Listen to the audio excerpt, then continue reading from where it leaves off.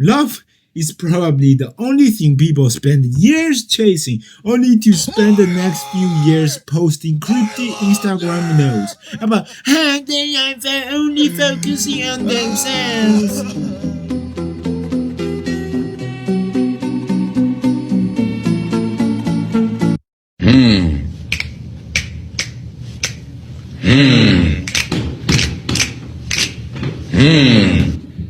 Dating has become so confusing that I genuinely don't know what it is anymore. Seriously, when did finding someone turn into a psychological obstacle course? If you try to explain modern dating to your grandparents, they will probably think you were describing a social experiment or something.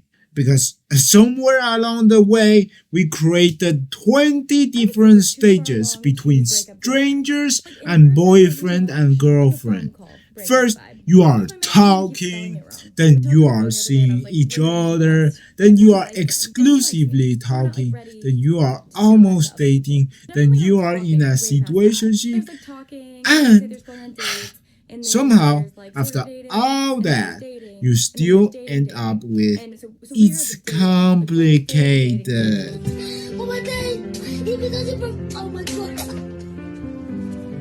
How did we make something so simple feel like filling out tax forms? Yes, those tax forms that are annoying as another thing.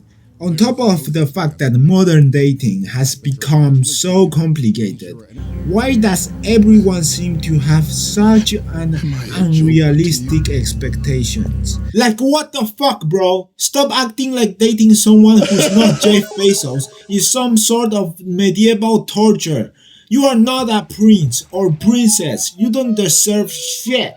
I mean, of course, everyone wants someone who's 6'5", rich, ripped, charming, charismatic, emotionally mature, loyal, ambitious, well-dressed, owns a house, drives a luxury car, speaks three languages, cooks, never gets jealous, and replies instantly. But why would you ever think that a bad man would choose you over someone who's just as rich and blah blah blah as them? You should just be happy to the fact that there are even normal people to date with nowadays, especially in an era where one night culture is insanely normalized.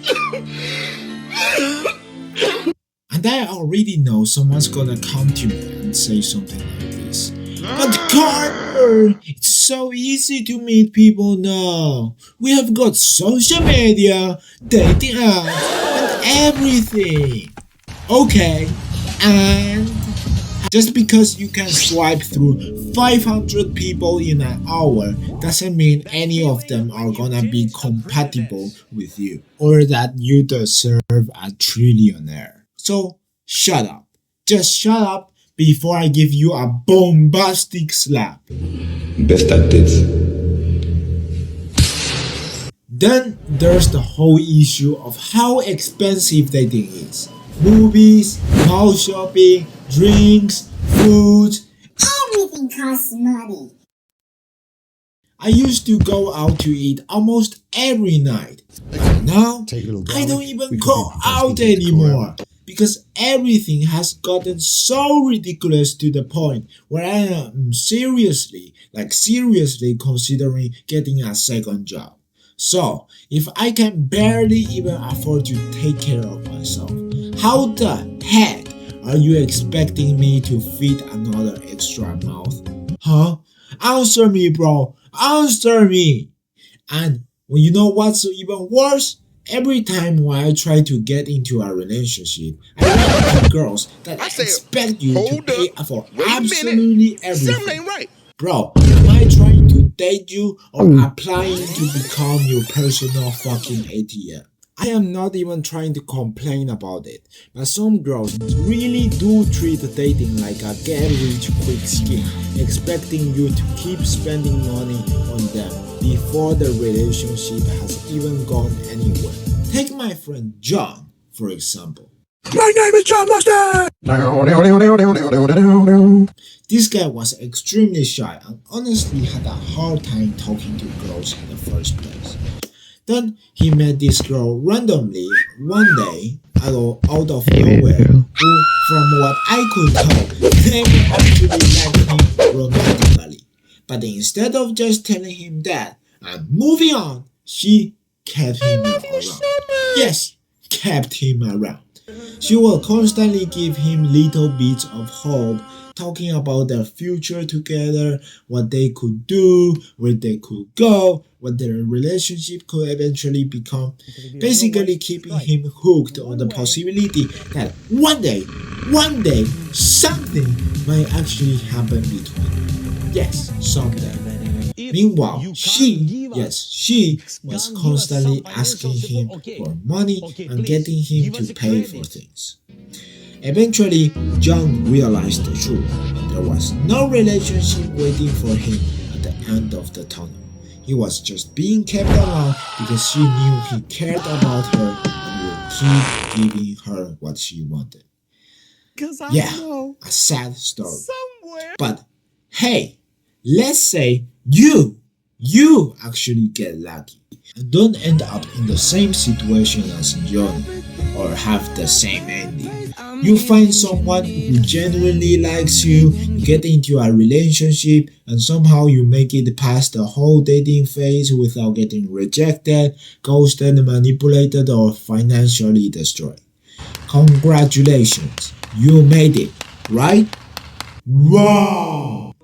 Now you actually have to maintain the relationship. You have to communicate, compromise, deal with arguments, understand each other, work through the problems, and most importantly, actually stay loyal, which are basically impossible missions for this generation.